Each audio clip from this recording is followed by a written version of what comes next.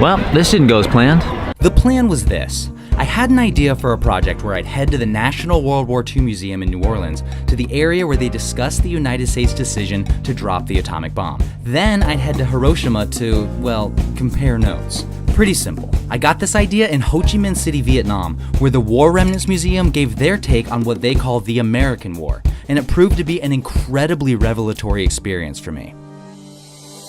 For instance, my high school textbook seemed to have left out the fact that there are children still being born today in Vietnam with birth defects due to Agent Orange. If I remember correctly, my books would say something like, "We used a chemical called Agent Orange, it was probably a bad idea, let's move on to Gerald Ford." So I started thinking, what other things did my textbooks leave out? My quest ended up bringing me to Hiroshima first.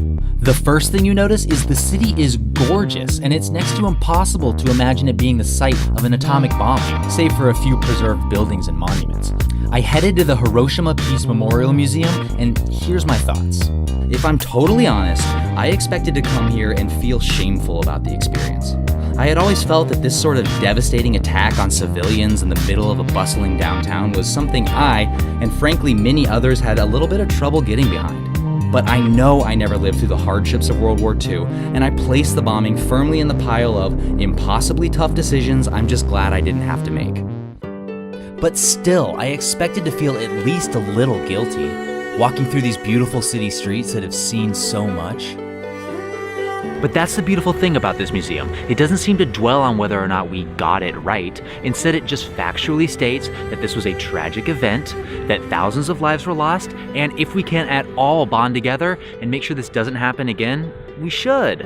Don't get me wrong, they definitely don't let you forget about the atrocities of the bombing, with heart-wrenching visuals of the suffering of soldiers, civilians, and even children. But the museum doesn't solely focus on that, and instead gives all the suffering a purpose: to prevent this from ever happening again.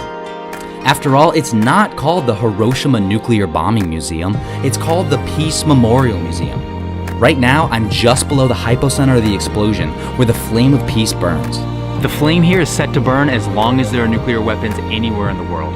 Hiroshima's essentially taken the reins on this and said, we've experienced this firsthand, let's not make this mistake again. And honestly, that's the best takeaway I've had from any museum in a while.